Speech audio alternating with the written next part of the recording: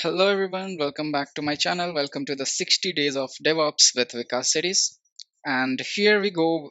So now onwards we will focus on theories as well as projects. So now onwards we will focus on that part because see, for to get started you should know the basics. At least you should know the have you should have a quick walkthrough of those all things, like what are the processes, what are the agile and waterfall models are, right? So those all things was still required in order to get started with the DevOps. If you so now onwards we will see implementation part along with the theories. Okay, so this is also very much required in order to, if you are appearing for any interviews, so they are going to ask you these all things as well, so don't take it in a light way. Okay, so let's just get started. So today is the day 6, is as you are aware. And what are all the prerequisites you have to do before coming to this video? So please make sure you have watched from day 1 to day 5 of my videos. Okay, then only you would be able to understand, or I will say, like, instead of jumping from the mid of this, I will highly recommend you to go back and watch from day 1 to day 5. It is very easy to understand. Okay, I guarantee.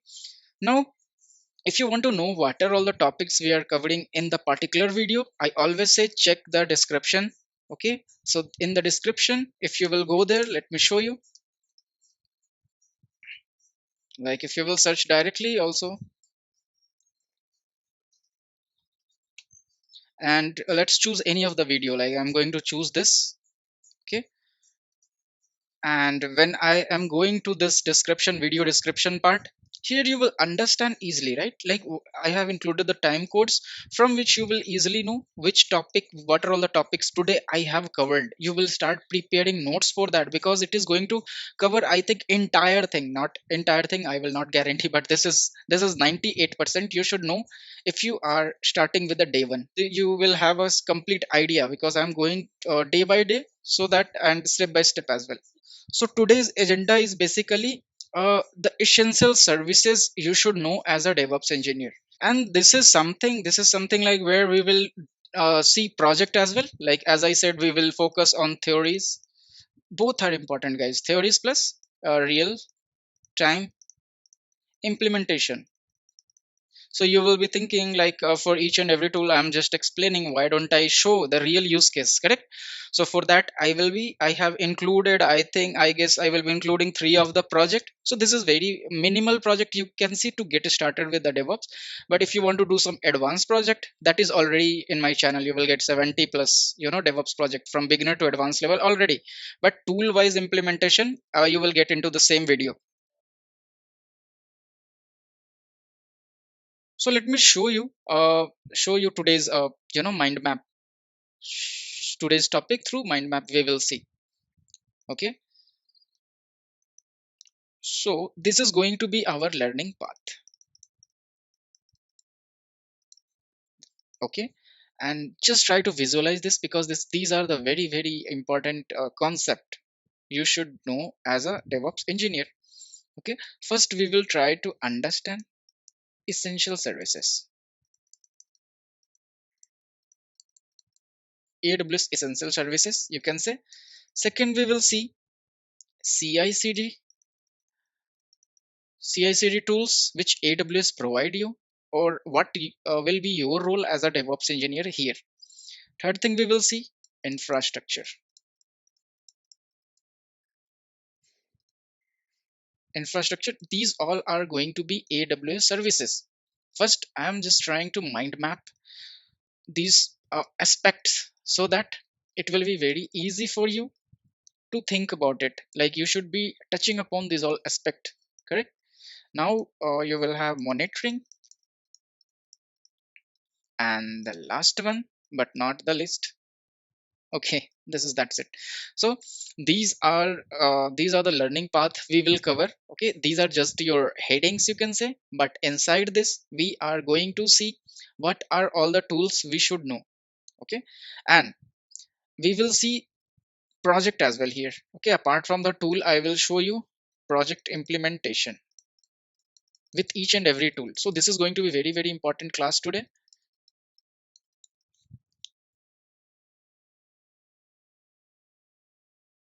So this video will outline the essential concept and services which is required for you to become a DevOps engineer. And the first thing that I want to talk about before we get into DevOps is some AWS essentials which is required. Okay, and these are the essential. Then what does this mean?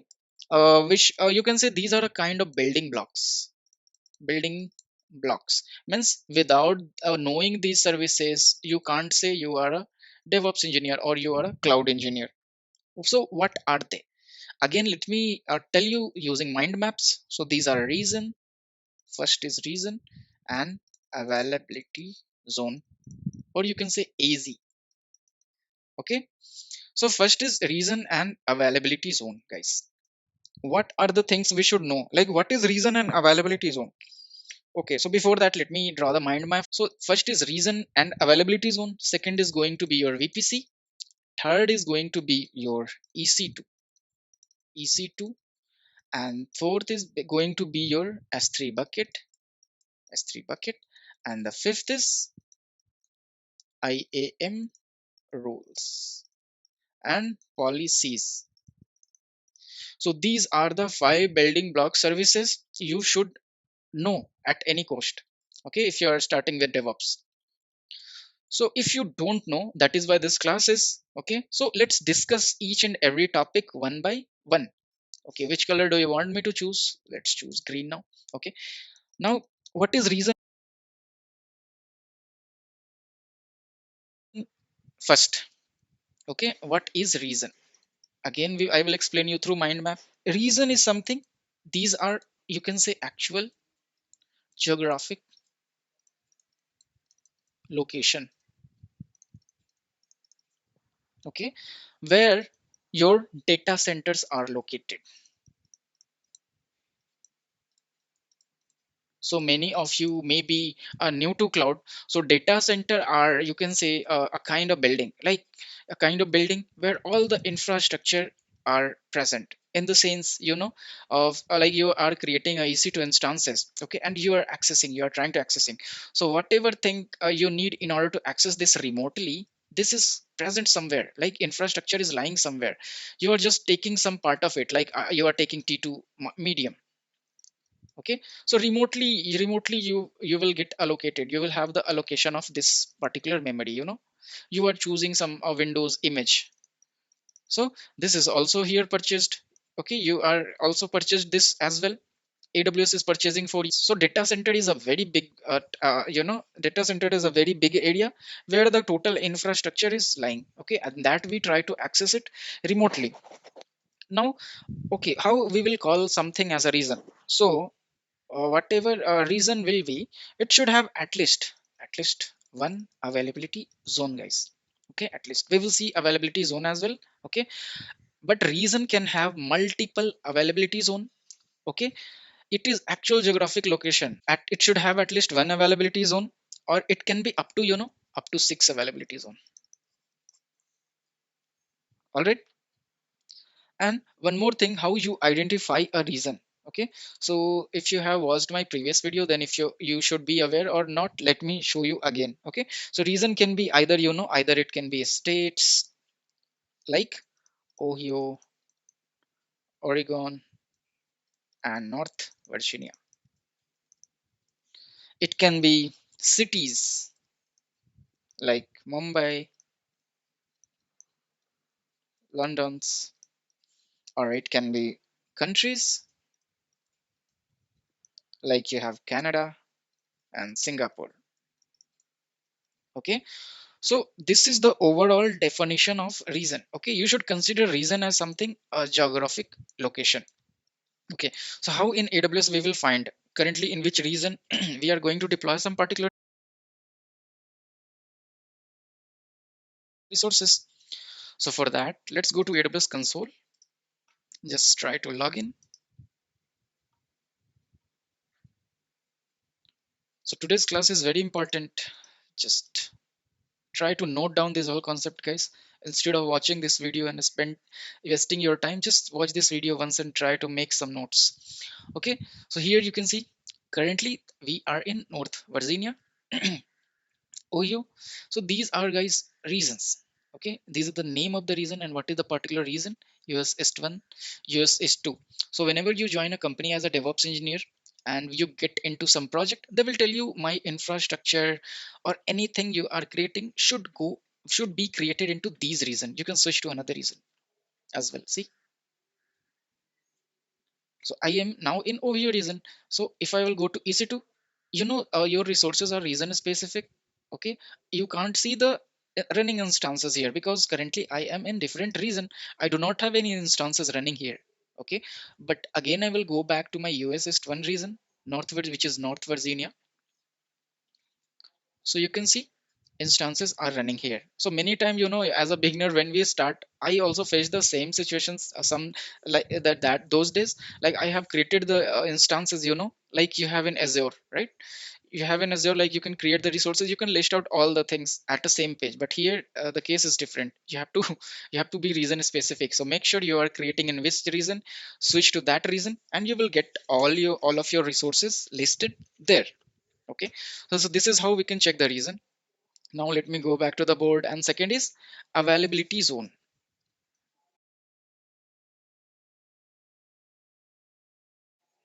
So what is availability zone? Any guesses? Or availability zone, guys? So availability zone is something like, suppose as we talked about reason, so each reason will have multiple isolated location. Okay, so each reason will have multiple isolated locations, and those are called AZ. Okay, this is called AZ. Okay, and guys, this is the place where your actual data center reside in. Okay, okay, here your actual data center resides. Apart from that, like availability zone inside a region,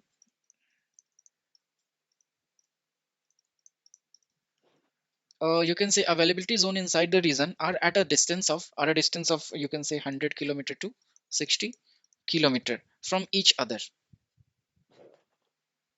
Okay, so suppose there are many availability zones, so what is going to be the distance between those availability zone? It can be either 100 kilometer or 60 miles, you can say. So this is the distance should be between two availability zone.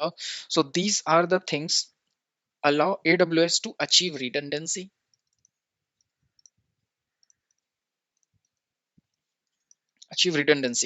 So what does it do? Like we are saying these services will help, like whatever essential services we are talking about, the upper part, right? What are the essential services?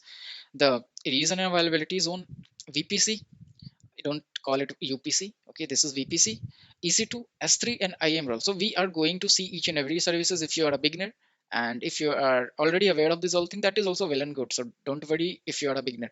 So we are achieving here redundancy, means you can host your application,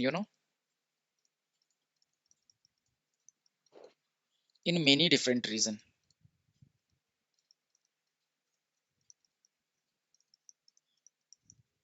Okay, did you understood this? Host your application is many reasons because you can run the same application in different reason. Okay, suppose this is my app. I can run it into US East 1, US West 2. Why? Suppose someday what happens, some disaster happened and this region, destroyed. This region got destroyed. So your application is still available and accessible through this region. Okay, so like this you are making your application highly available. This is one of the cloud feature. Okay, very important cloud feature, highly availability. That is why we use mainly cloud. Okay, because in earlier days what was happening, in your in your infrastructure, in your like at your home, you have done the complete setup, correct? You're running the application, you are maintaining these all things, you are purchasing the Windows license, you are extending the hardware, you are maintaining these things, you are running ACs and coolers to make your system cools, you are multiplying the number of servers. Correct. So see, this is the infrastructure cost you have to bear in earlier days, and you have the setup at one place. Someday, disaster recovery, sorry, disaster came, right? It all went. Okay, everything went for you. Okay, but this, if you will go with the cloud feature, what will happen? You have this highly available feature. You can run the same application. You don't have to worry about the hardware, like hardware purchasing, extending, managing, right, and maintaining, like what I said, ACs and cooler you are keeping to keep your system cool and running. So that is why in cloud you can run the same replica of application into different availability zone. One goes down, one will come up. All right. So this was all about availability zone. So how I will check how many availability zone we have per region. So again, let's go back. So you can the easy way which I used to do, there may be certain other ways also. Just simply go to the subnet part,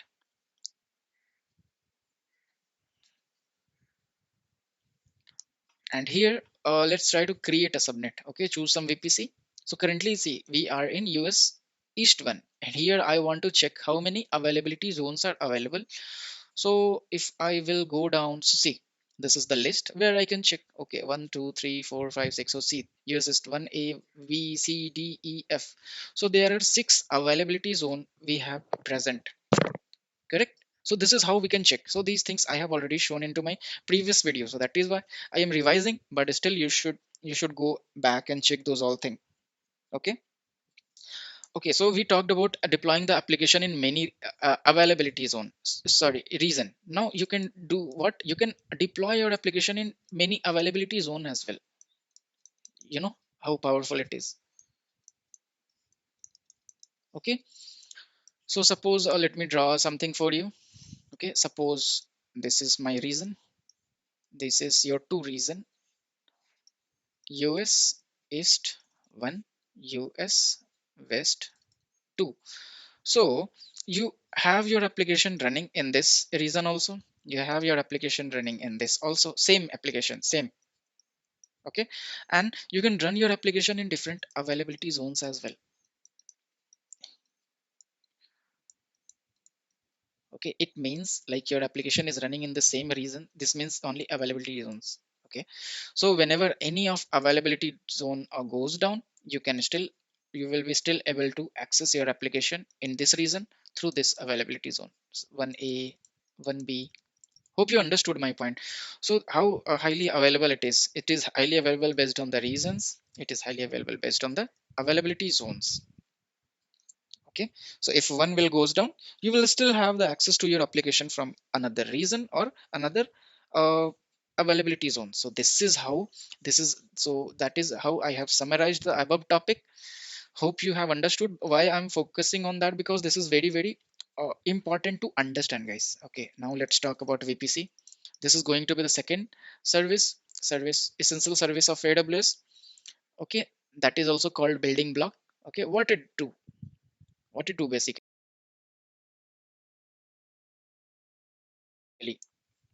So VPC, you also called it virtual private cloud.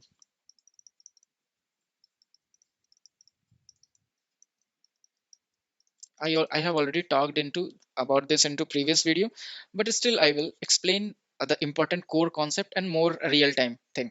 Okay, so what is VPC? First thing, this is virtual private cloud. Second thing, what it does. So it basically provides, what does it provide?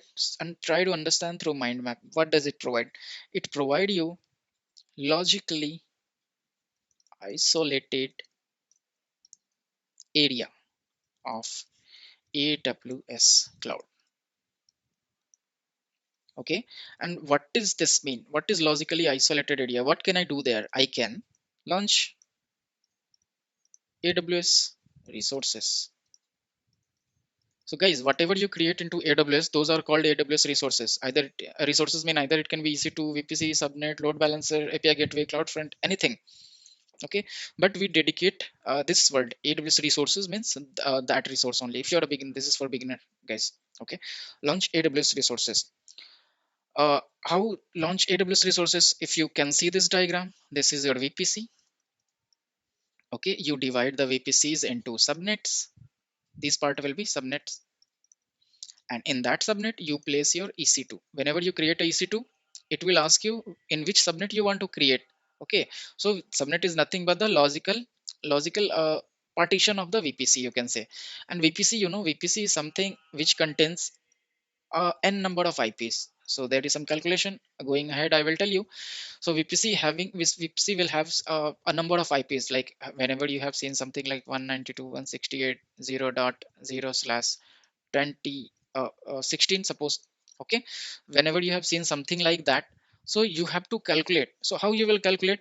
So whenever you see this last 16, this last is 16. Okay, what does it mean? These 16 goes to host bit, and the rest, like total, is going to be 32, guys. Total bit in a CIDR, total bit in a CIDR is going to be 32. Whenever you see something like that, it means 16 bit goes to host bit. You don't have to do this with this, nothing. Okay, but 32 minus 16 equals to 16. This 16 is going to be your network bit. Okay, and this network bit will help you to get the IPs. Like whenever you create a EC2 instance, how it will get a IP? Why you need IP? How you will access this? Correct. How you will access this, right? Means your application I'm talking about, or you want to SSH to this EC2 instance to get the terminal access. Okay, so in that case some IP should be required. So it contains a private IP. This is static, and this contains a public IP. Okay, private IP is going to be same throughout the life cycle of EC2 instance, but public IP, when you will just reboot the server, this IP will get changed. So this is static and this is dynamic. Okay, so like this your computer will get IP with the from the networking bit. Okay, how to calculate? I guess 2 to the power of 16 minus 1. So whatever value will come, this is the number of IPs a subnet will have. Okay, and EC2 will get one of the IPs, guys. Hope you are clear at this part. I have explained more than my more than the budget here. Okay, now the second thing we will talk about, VPC will help you to control virtual network environment. Okay, it helps you to control virtual network. Whenever I write this, you understand it as a network. It will help you for the node building as well.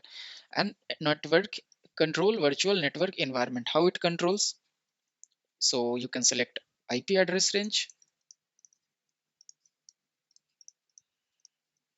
What else you can do? You can create subnet.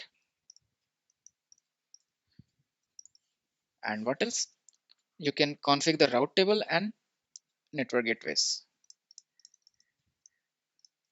Route table and network gateways. Okay, so IP address is done. So it how you will control your virtual network environment by creating IP address range. IP address range is nothing but your CIDR range. I have given you the example. This is the subnet. Means subnet is nothing but the logical partition of VPC, and this, and apart from that you can configure route table and network gateways. Okay, I will come to these all things as well, don't worry. Network gateways means you have two type of network gateway. One is internet gateway and one is NAT gateway. Let me explain you that also, otherwise you will say you you skipped that part. So internet gateway is something that will help you to connect to the internet, guys. This is the thing which will enable you your infrastructure to connect to the internet. And where does we place this? We place it on the top of VPC. It is VPC level thing, internet gateway. Okay, and when you will attach this internet gateway to the VPC, and then whatever services you have ran into the VPC, I'm talking about high level, guys. I'm not going to the depth so that it will be confusing. So whenever you will attach this internet gateway to the VPC, whatever servers you have, they will be able to communicate with the internet. Okay, see here the most important thing. If you're using default VPC, you will have all your setups already. Setup means you will get public IP, you will get private IPs, you will get route table configured, internet gateway configured, NAT gateway configured, everything. Okay, but whenever you join any company, you have to create custom VPC, means custom networking. Okay, you have to create the custom networking, guys. Okay, where you will create your own VPC, public subnet, private subnet, NAT gateway, route table association. Okay, subnet association. So many things you have to, cared about. Okay, so this setup you have to create whenever you join an organization. So I am going to create a 3-tier architecture for you. So let me announce that also. i will I will show you how we can design a 3-tier architecture in AWS, especially for networking, guys. Okay, so this is a very very important question. Okay, for the interview perspective, very very important. Any good company you will join, they will talk you about would you able to design a 3-tier architecture and create it as well. So you should have the idea how I can create. I will show you. Okay, so for that I will also announce you today. I will create the 3-tier architecture using Terraform also. So you are not going to do it manually, right? But you should be able to design and understand what is 3-tier architecture basically. And Terraform, using Terraform, I will try to show you how I can deploy the same 3-tier architecture, all right, in different environments. So for that, guys, please, you need to support me by sharing this videos and project on LinkedIn, and do tag me as well. Okay, so that will only motivate me to do such thing for you. Okay, okay, let me go back to the topic now. The third thing about VPC is, we have seen two things, guys. Let me revise that. We have seen it controls. It is virtual private cloud, which provide you logically isolated area of AWS cloud where you can launch your AWS resources. It controls virtual network environment in which you can create IP address range, you can create subnets, you can configure route table, network gateways, and the third thing is, uh, you can create subnet. Okay, let me explain the subnet part here.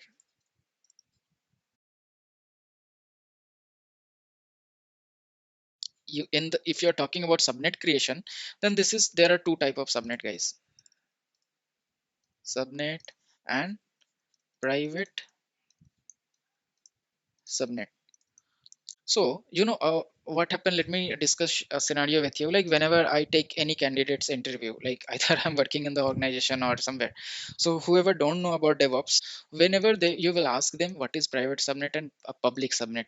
Okay, they will tell you simply like, public subnet is something where I will keep my application and people from the outside world will be access my application, and private subnet is something where I will keep my application or database where external user will not be able to access my application. But guys, you are applying for a DevOps engineer position.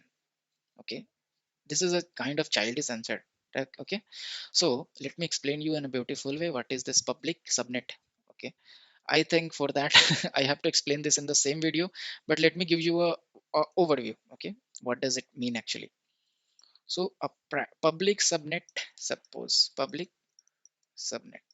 So subnet is what? Again, I'm revising. Subnet is nothing but a logical partition of VPC. You have taken a part of it.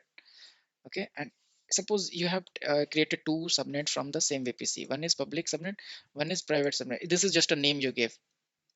Whenever you create a custom VPC, okay, and you create a subnet, two subnet, and you will just name it. This is public and this is private. That is not a public and private subnet. Those are just normal subnet. You have to make it public. You have to make it private. Okay, so you will ask how I can make it public subnet. Correct. So a public subnet thing, see, listen it carefully and try to note down. A public subnet is a subnet in which public subnet is a subnet where where the route table of the public subnet is associated with the internet gateway, guys. Okay, so public subnet is a subnet in which the route table of the public subnet is associated to the internet gateway. But a private subnet is a private subnet in which, in its, you can say, a route table is not associated with the internet gateway. So as I told above, if you will put the internet gateway on the VPC level, your application would be able to accessible outside. Correct. So this is how you make it public. Many more things you have to do here, many more things. Like first step is attach the internet gateway at the VPC level, and second is you have to attach all, you have to associate all the public subnet to the route table itself. Okay, whatever number of subnet you have, those all subnet you will attach to the route table, and route table will be attached to the internet gateway. Okay, if you did not understood, I will, so just note down the point. And one of the lecture I to as I promised you, I will come with the complete 3-tier architecture design on AWS. Okay, and private subnet is something in which a route table is not associated with any internet gateway. Okay, where you keep your database, that's correct, but how your database should be able to connect to the internet, but any external person could not access this. So how we can make sure? We have something called NAT gateway. Correct, reverse of internet gateway. Internet gateway helps you to connect public to your you connect your application to the outside world. People will be able to access, but NAT gateway is something which will unblock incoming traffic. But your database needs some kind of maintenance, right? You want to perform some patching activities and all, you have to do some upgradation, software upgrade. So for this you would be needing internet. Correct. So but you want to go to the internet, guys, but you don't want to you don't want internet to come to you, right? Another external person would not be able to access my DBs, but I want to patch my database. For that I have to go to the internet, my database has to go to the internet. So this is where the NAT gateway comes in picture. Okay, and NAT gateway you place in public subnet. I have explained so many things here related to that project, so you will really enjoy a lot when I will start that project. Okay, so like this, see, it is going to be very long topics. I am closing this. Okay, so okay, so before closing this, let me closing this VPC part, I mean. Okay, so let me show you a scenario here to make it more clear. Okay, so suppose you have created a VPC. Whenever you keep a EC2 instance, that will go to a subnet itself, but I'm talking about high level. You have created a VPC, you have launched the EC2 instance into that VPC. Okay, now what will happen? What you can do, no external user can access your resources or your machine. No any external user can access from outside the VPC. Okay, I'm saying it again. If you have created a VPC and you have created a EC2 instance within that VPC, then no external user can access resources or machine outside your VPC. Okay, and with this, let's head toward the third essential AWS service, that is EC2. This is very important services for the DevOps engineer basically, or any engineer, whoever are working on cloud. EC2. So EC2 is something like, what does it stand for? It stands for Elastic Compute Cloud. Okay, what does it do? It provides scalable computing capacity. Scalable computing capacity. What does this mean? Scalable computing capacity. Sometimes, suppose many of you are trying to run your Jenkins on T2 micro, guys. If you will run 2 or 3 times job, you know, it will start lagging, right? So in that case, what do you have? You are running your EC2 instance, right? For that Jenkins, what you can do, you can stop the machine, you can increase it to T2 medium. You can as well as you can increase the storage, right? Earlier you were running on, suppose by default, 20 GB. Now you will change it to 40 GB. So like this, you can scale your computing capacity. Okay, what else I can do? What else I can do? So basically it enables organization to deploy application faster without investing in hardware upfront. Okay, so what I told, enables organization to deploy application faster without investing in, try to understand each and every word. Okay, whatever I'm writing, this is a separate, this is just a heading, okay, which you should be able to decode it in front of the interviewer. So it enables organization to deploy application faster without investing in hardware upfront. So the same thing what you are doing, you are having your server, local servers, okay, you have installed httpd here, you are running your application now, okay. But if you will go to this way, if you will go with this way, it is a faster way, right? There are certain setups and libraries you should be configured in order to install this httpd and all into the local. The same thing you can do here as well, okay. But the main thing here we have to focus on, that is hardware come upfront. If you are using ec2, then you don't need this your setup, right? You can use this hardware from aws, right? You can use aws hardware, you can get the scaling capacities. Correct. So like this, there are certain many tools, like you can deploy the application faster, in the sense you can multiply the number of EC2 instances whenever traffic goes high. You will scale down the number of EC2 instances whenever traffic goes low. Okay, so this is also called a scalability itself, but I just gave a high overview. Now what else we have? So you can rent from aws many kind of machine, many kind of machine. So what kind of machine I can take from AWS? There are four kind of machine we can rent from AWS. Type of machine you can say. One can be compute optimized, learning optimized, memory optimized, and network optimized. So these type of server you can rent through AWS, correct? High computing power you need, you can go for this. If you are doing working on machine learning things and all, you would be needing a server, you can go for learning optimized. If you need very high memories, right, you can go for this. And for networking, you will have a separate type of server itself. Okay, so using ec2, mainly you can host your application on, not only application, you can host your databases as well onto this ec2 instance. So that is why I told this is a very very important service for DevOps engineer, elastic compute cloud. Okay, so we will see a lab for this particular ec2 instance, guys. Okay, so let me set up that.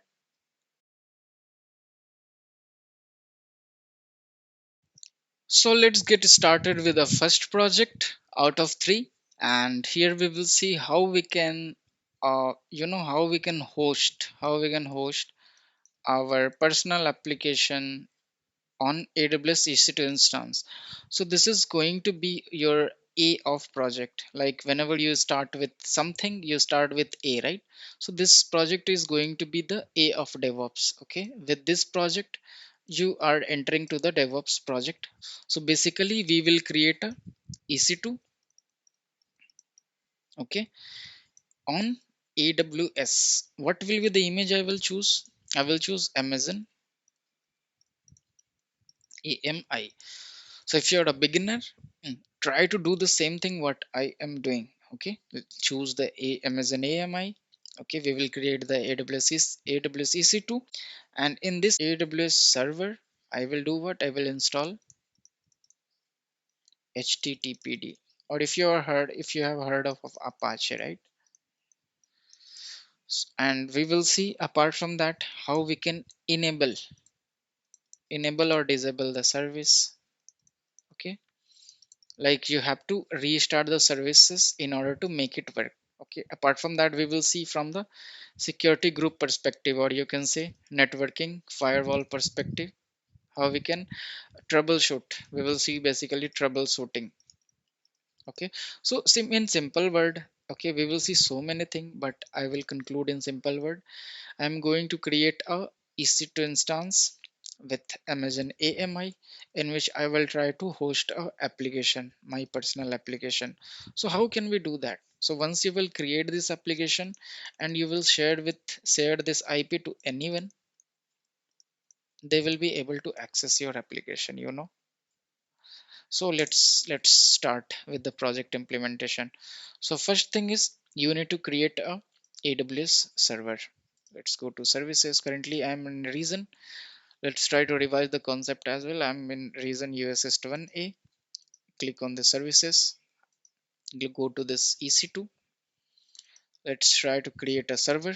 So there is a test server already running here, but let me create another server so that I will show you how we can make it work. So you can name it anything, web server. And as per the prerequisite, I told you to use this Amazon Linux. Okay, I'm choosing the latest one. Make sure you are choosing this 64 into x86. Okay, you can choose T2 micro as well for this project because this is just a sample type of application.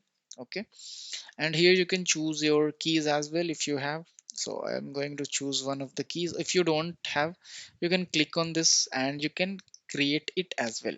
Okay, you can, once you will create it, you can refresh here, you will get the that particular key.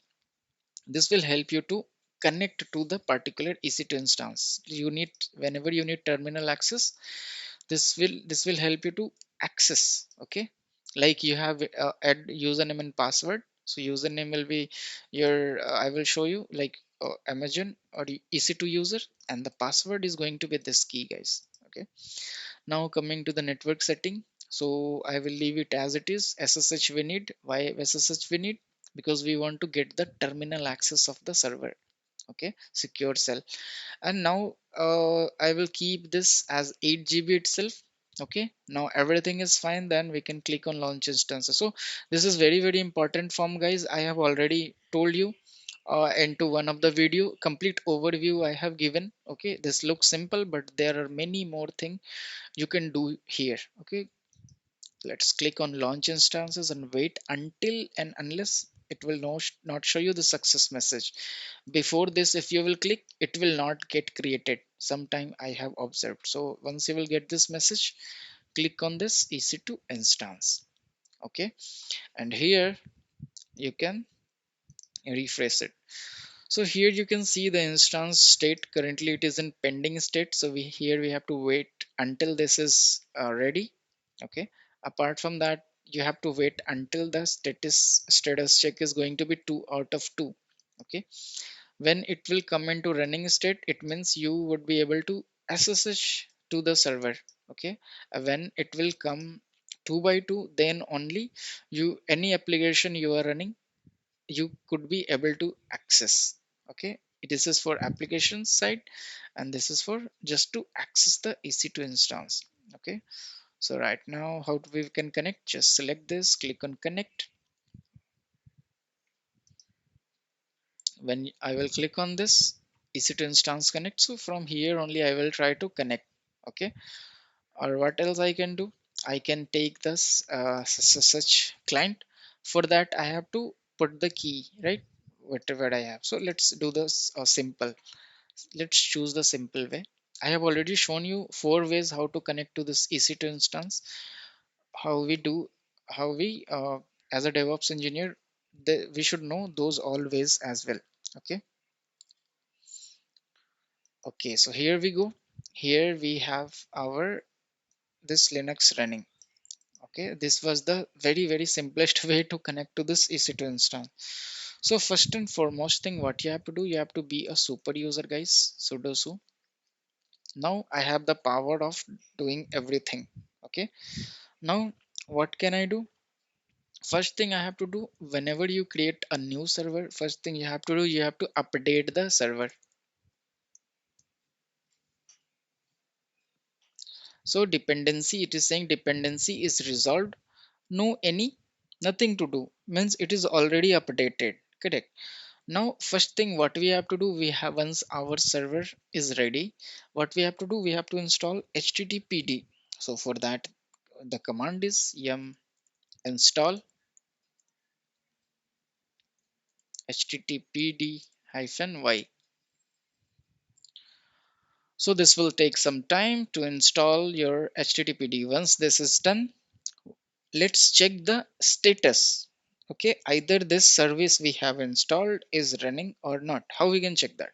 So for that you have command like system ctl status, and what is the service name? HTTPD, right?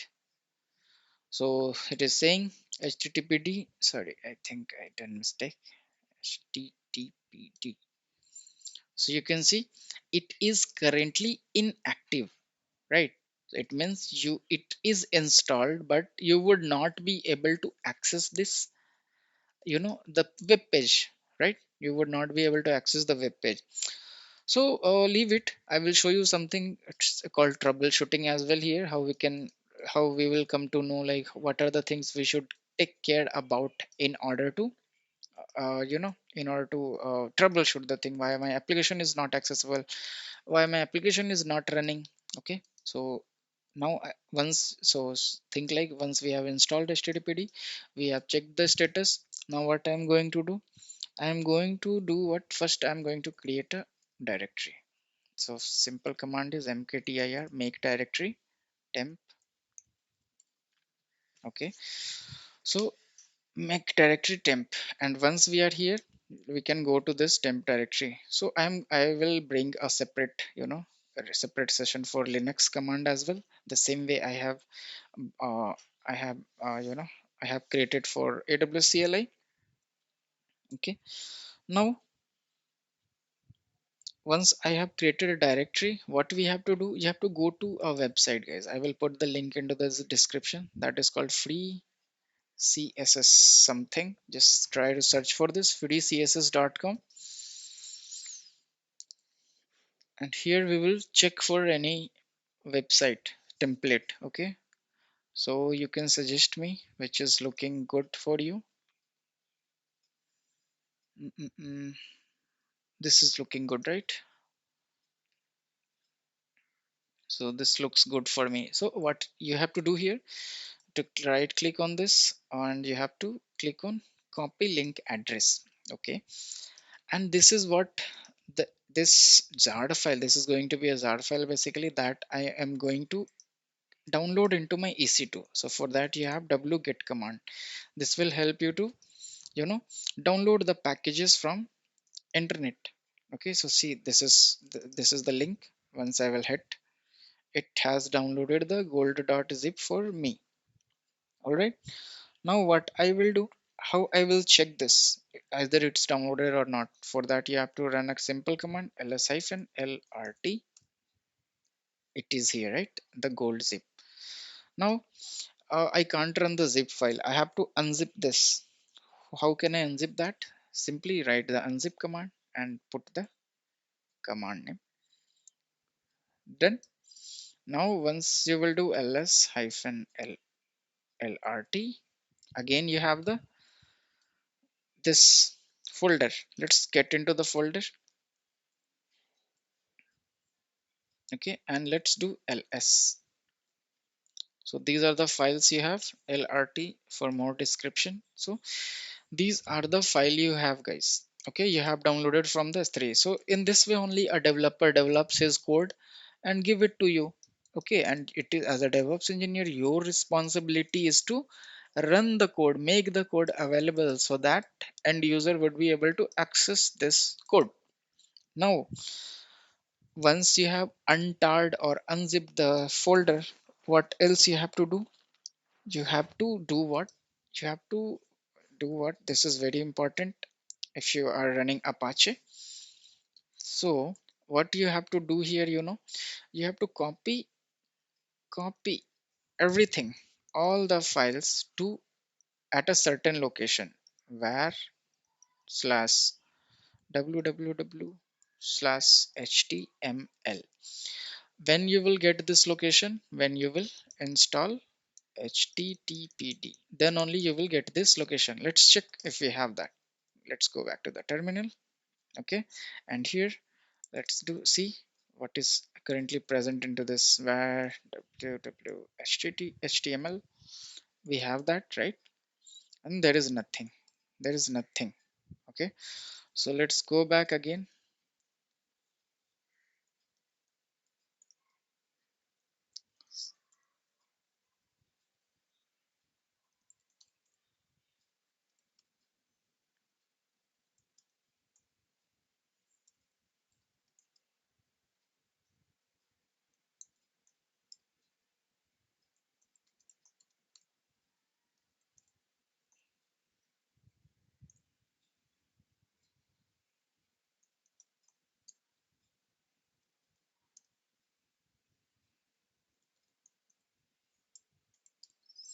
So once you are here, go to the folder, and here what you will do, you will copy everything.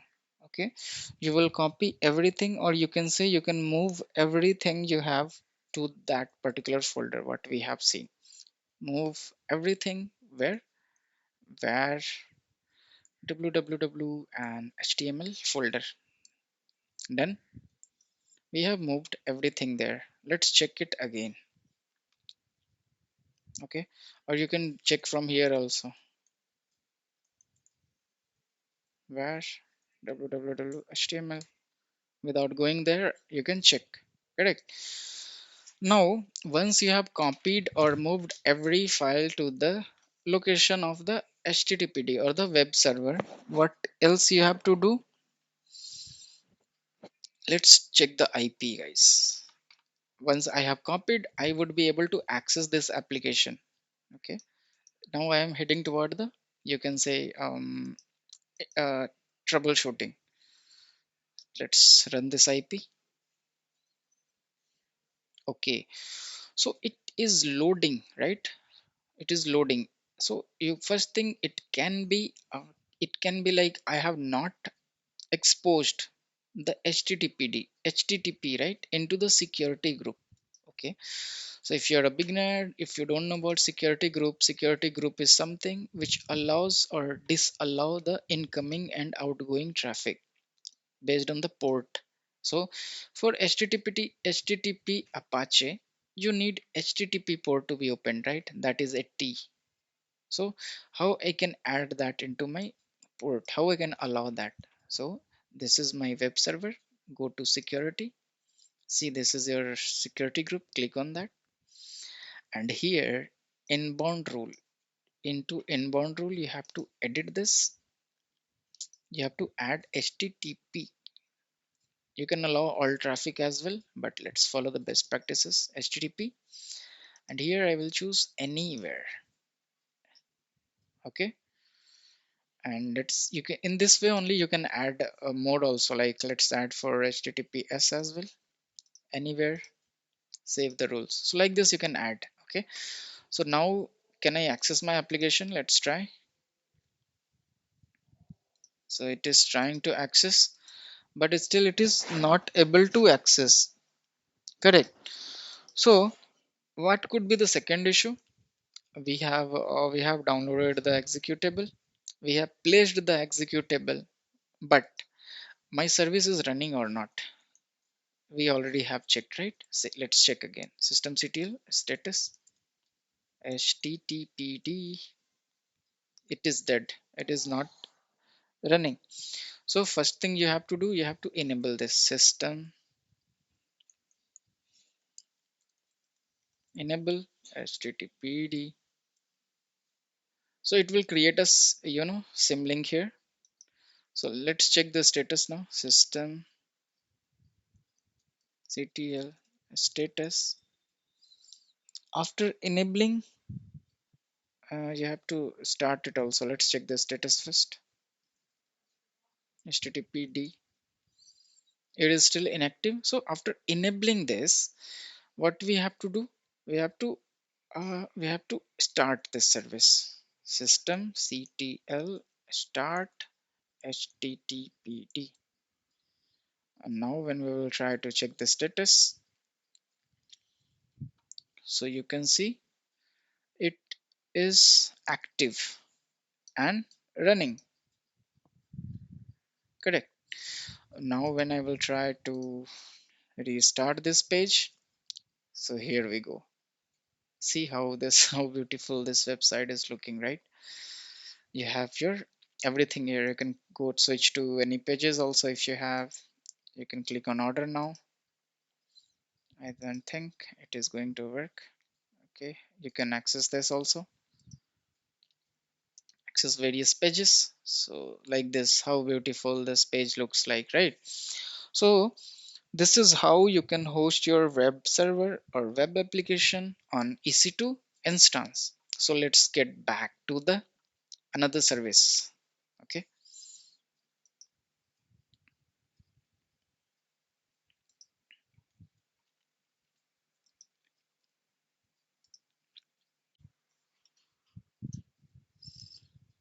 So let's revise the things which we have covered. Now we have seen reason and availability zone. We have seen complete overview of VPC, what is public and private subnet, how we can calculate the number of IPs and all, so many things. We have seen EC2 instance, what is EC2 instance, how does it helps, and we have seen a real-time project on this EC2 instance. Based on this EC2 instance specifically, we have hosted a static web page, static application, or you can say public application on the top of Apache, and we have converted this server into a web server. Now we are heading toward this AWS S3. Okay, let's go to the S3 and what does it do basically. Okay, so S3 is something.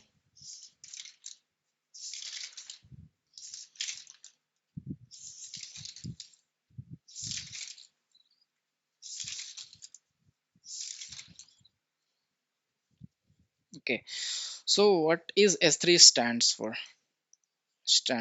let's remember this through mind map again. S3 is something called simple storage bucket. Okay, this is a kind of bucket, guys, like hope in your day-to-day life you are using your Google Drive, right? Like you have, they have given you some storage and you are constantly uploading your file. Automatically your file are getting uploaded, so there could be some service, right, which is taking care of these all things. So in the same way AWS have this S3. So using that you can create your own application S3 drive or something where you can access, you can provide this facility to the user to upload n number of files and all. Okay, now what are the things it provide? S3 provides you, it provide you secure environment, it provide you durability in the sense your data would be durable for a long period of time. Okay, it is highly scalable, it is also scalable like your EC2 instances, and where you can store your object storage. Okay, and these all features it enables for a developer or IT team, dev or IT team. Okay, and you would be thinking what will be the maximum size does it provide? Sometime interviewer ask this question. So size could be up to 0 bytes to 5 TB. So this is the size of maximum object you can upload to the S3 bucket. It looks like this something. Okay, and where can we use this S3 bucket, right? We will see a real-time project also. Don't worry, I know you are waiting for that. So let's think of a scenario where can I use this S3 bucket. So we can create a application, a kind of application. Okay, application which is running, always the application will be running on some web server, right? Or either it is ECS, elastic container service, or EKS, or any EC2. Okay, in that there is an application running, and here the application wants to store, retrieve, or delete, or upgrade the data from anywhere, guys, any part of the world. So in that case the application should be able to access, we will create a S3 bucket and we will do the implementation, we will focus on the implementation and make the integration in such a way my application should be able to access or retrieve or delete or upgrade the data from the S3. It can be accessible from anywhere of the world. So the same thing I told you earlier also in one of the example. So now let's jump to a real-time project of S3. Okay.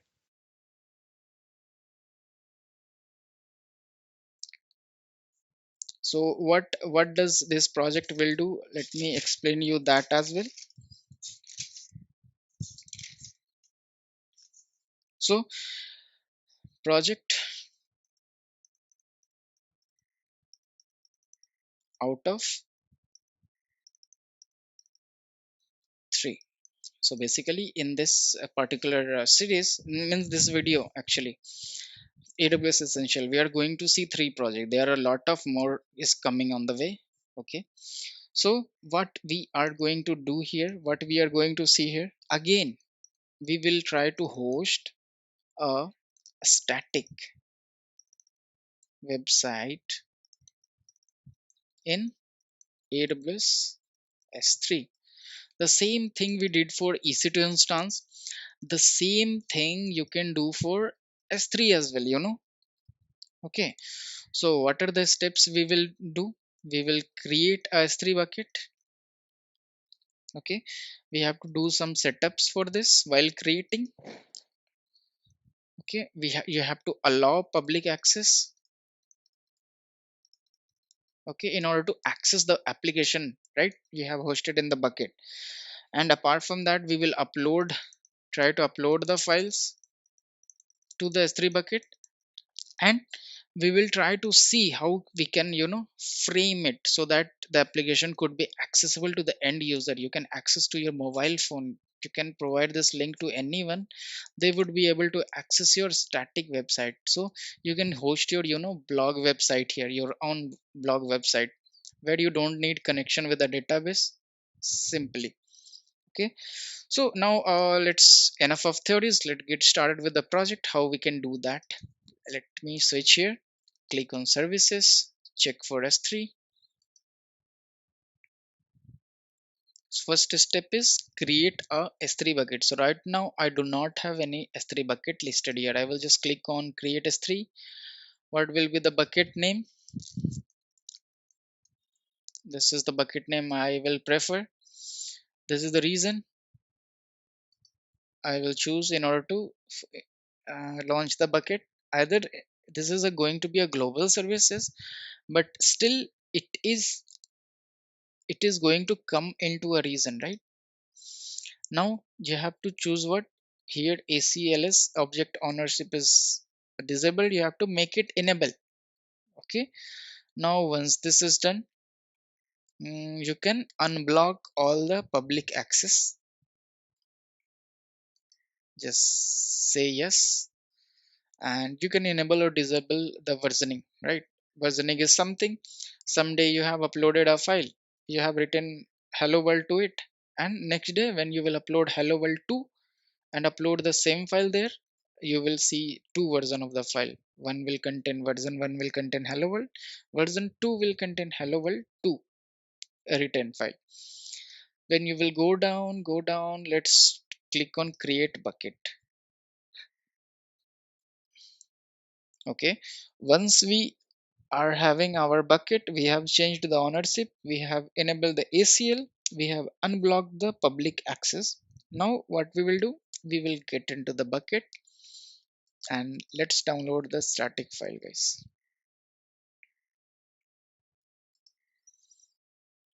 Okay. So it seems like it's downloaded. Let me unzip it.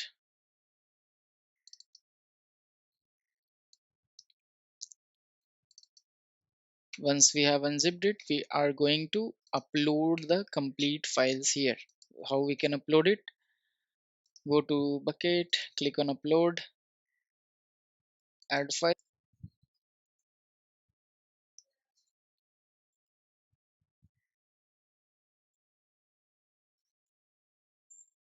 Once it is uploaded, click on upload.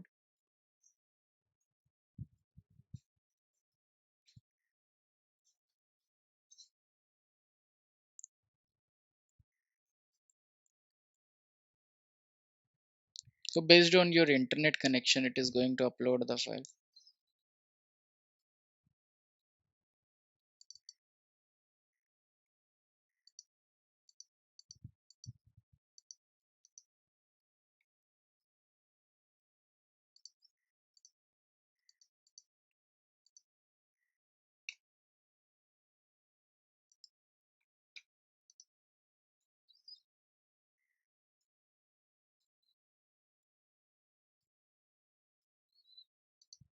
All right, it is showing upload succeed. Now click on this, and here you can see everything has been installed. These are your directory as it is, and these are your uh, files. Correct. Now once you have uploaded your file, what is the first thing you have to do? You have to go to properties, and if you will scroll down completely, you will see this static web hosting. It is currently disabled. Let's edit this and enable it. Once you will click on enable, you will have certain option. So we want to host a static website, so this option is correct. So what is the entry point for your website? Okay, so for the what is the entry point for us? This is going to be the same. Always it is going to be index.html for most of the buckets, for most of the website, I mean. Here we have the index.html file. This is the first file which will get opened, index.html. Now error document, if you have any files you can put it here, otherwise let's save it. Once you will click on that, you will get something like this bucket website endpoint. Now you can share this with anyone, they would be able to access your website. Okay, so let's check if we can access or not. So it is saying a 403 forbidden. Okay, it means, guys, don't worry, just try to read the error. Access denied for what? Code. All right, so something issue with the code, right? Our website is publicly open. Also, while we were creating, we have enabled the public access, we have enabled the ACL as well. Now this S3 is unable to read our code, that is why it is not publicly accessible. Let's go to objects. To resolve that, you have to select all the code, go to action, go down and click on this make public using ACL. Click on this and just click on make public. Once you are here, let's check the endpoint again. Go to properties and click on this.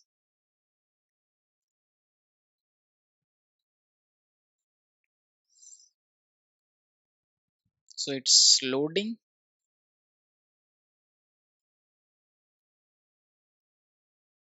Okay, so here you go. So in this way you can easily launch your static website on S3. So there are so many things still we would be able to know, but this is just a beginning of the project, guys. So just try to learn step by step. Don't try to go faster, don't try to move faster, learn slow, and you will learn a lot. Okay, so you can see this is the endpoint. Going forward we will see how we can bind this endpoint, right?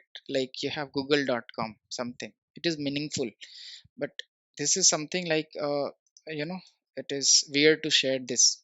Correct, but although you can share it with someone else, but still we will see how we can purchase a domain and bind this through a website, behind a website, right?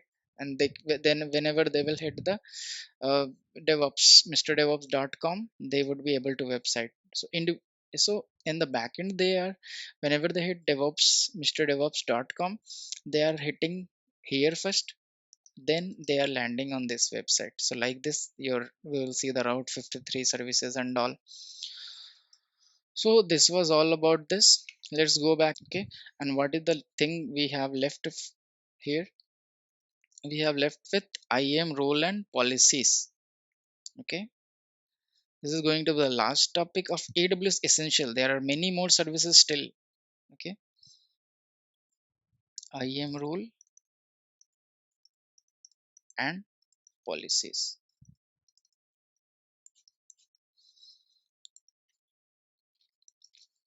So what do you mean by IAM role and policy and what it does? Okay, so in this we are going to see the same. Okay, so the first, what is the full form of this? Identity and access management. Now I think you are clear with 50%, right? It is for identity and access management. Who will be able to access which resource? Okay, so this is where this comes in picture. Who can access your account? So you will create users. You will allow the user to access a specific thing, like this user can access just the S3 only. This user can access just EC2 instances, and the third user can access EC2 and S3 both. So these all things you can manage using AWS IAM role.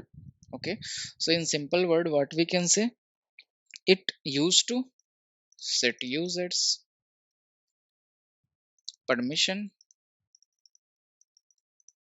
and roles to grant access to different AWS services. Okay, so this is what we have already discussed. So the third point will be, it enables organization, the company, to create multiple user. As I said, you can create n number of users to the same AWS account, and they can able to access your AWS console. Okay, you will not be the only owner. There will be many person as well with you. They can be able to access your AWS resources. Okay, that, and you using policy, you are going to define this particular user can access this particular resource only. Okay, now multiple user with their own credential,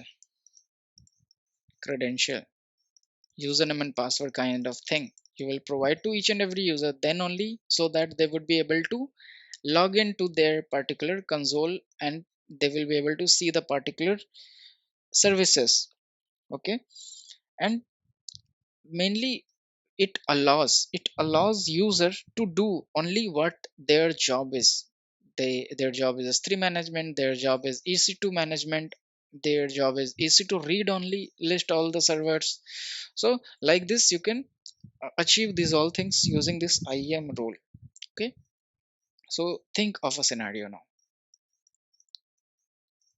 in day-to-day life where I can use that, right? You will be thinking, so I have a EC2 instance where I'm running an application. Okay, and this EC2 instance and this application, want to access the S3 bucket. I know I'm not good with diagram, don't, please don't mind. So this application want to access the S3 bucket, only S3 bucket. Focus on this part, only S3 bucket. Now accessing the application should be access the S3 bucket, means the EC2 should be access the S3 bucket. Think from the higher end. Okay, it means there should be some services which will help or authenticate to connect, to help me to connect to the S3 bucket. So here comes your IAM rules. Okay, so once you will attach a IAM role to the EC2 instance with policy. Okay, there are two kind of policy. One is AWS defined, or some other name will be there, or another is custom policy, custom AWS policy. So you can either use this or you can create your own policy. Okay, once you will create the IAM role, attach the policy, and in the policy you will say he can access this particular S3 bucket. He would be able to access, and that IAM role you will attach to the EC2, and once you will attach, your EC2 will be able to access your S3 bucket. So do you want to see this in real time as well? Okay, no problem, let's do that. So I am naming it as a project third. Okay, we will see then project fourth also, don't worry. Project 03, now it will be out of 4. Okay, this is going to be one of the major project I can say. Okay, so using project 3, what we will do, we will try to implement the above scenario. Okay, we will not host any application. We will just try to access this S3 bucket inside my EC2 instance. All right, so let's go to AWS console then. Once we are here, what we have to do, let's create a EC2 instance again. I do not have any running server. Click on launch instance, click on web app, choose any of the server. I'm choosing Ubuntu. T2 micro is enough for this project. Choose a key. This whole thing already I have shown you. Just choose 8 only. Let's hit on launch instance. Once you are here, just click on this instance. Okay, and here let's wait until this is up. So you can see this is in availability zone, this one. And what is the reason for this instance? This is USS 1. Hope you're very clear with this reason and availability zone concept. Now this is in running state. I click on connect. So if you have seen my previous classes, you know how we can, list out all the S3 bucket. We can copy the file from a particular S3. If you didn't, please go and watch that. Okay, I am highly recommending you again and again to watch that. Okay guys, so how we can, using this EC2 or AWS console, how we can, access our services. So for that, there should be a command line tool. We have already seen that, right? We have to install AWS CLI.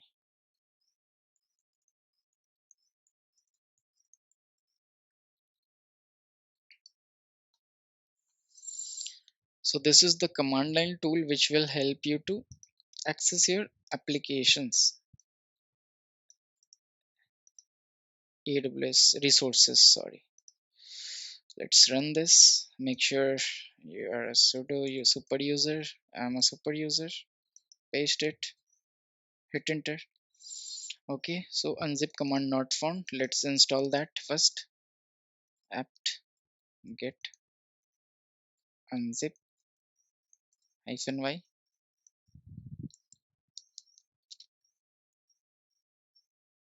I think apt install, apt install, sorry. Okay, so this is going to install the unzip. Now once you are here, you can rerun the command.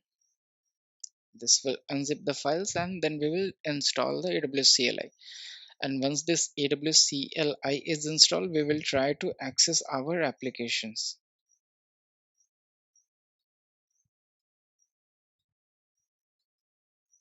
It takes some time.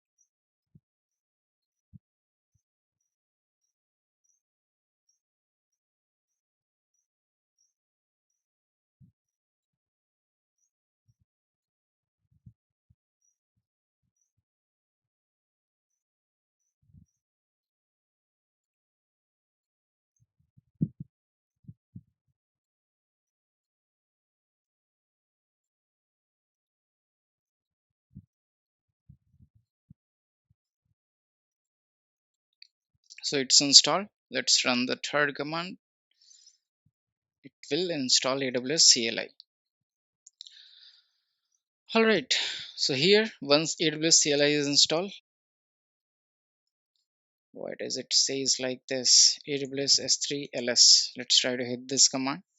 But see, our AWS command is working correctly. So actually I was checking AWS CLI version. I should have checked AWS version. Okay, let me go through this document. AWS version it is, right? Sorry. So now if we are here, it will show you unable to locate the credential. You can configure credential by running AWS configure. So this particular instance is unable to access or list any S3 bucket. Okay, and this is what we have to allow, right? So for that, what how you will do that? Okay, for that, what you will do, you will go back, you will search for IAM,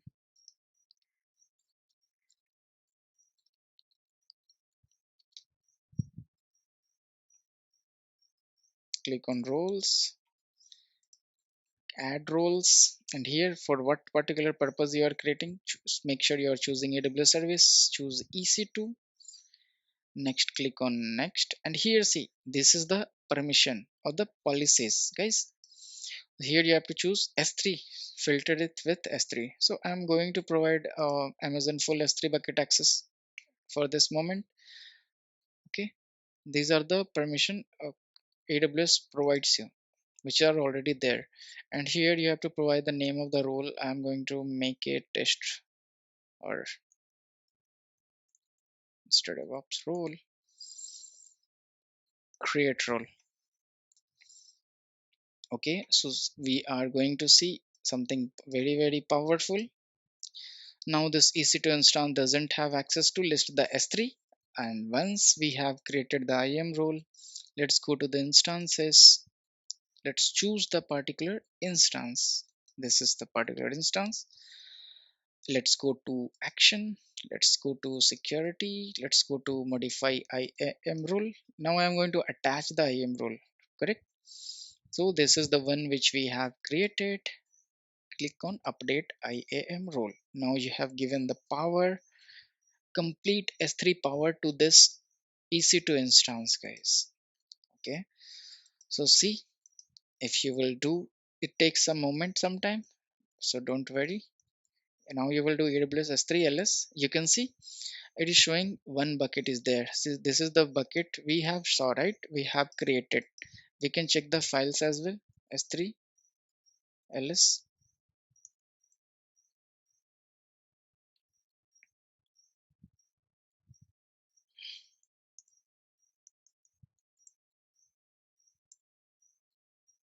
So this is the way we are able to list out all the files and folder that is present inside my S3 bucket as well. So now this EC2 have the access of S3. Let's try to list out the EC2 instances. So in complete AWS CLI class, we have already shown how we can list out all the instances, right?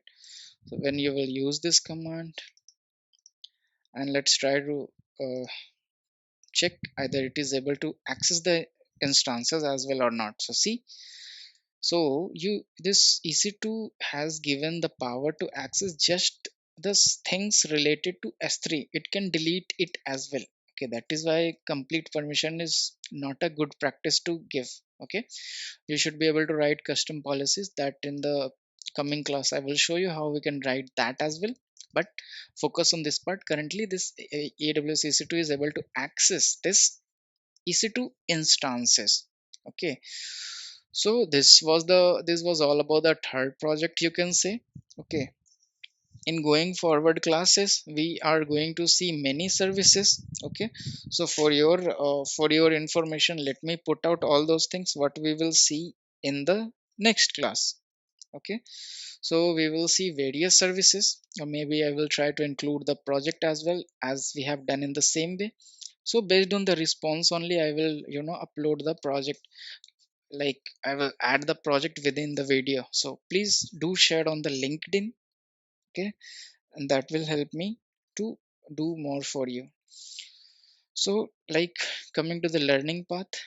Okay, let's go to the learning path only. So in the next class we will try to cover CI/CD, infrastructure thing, security thing, and monitoring thing. All right, so this was all about today. Okay, and see you in the next video. Please try to like, comment, and share with your friends. That will support me. Thank you.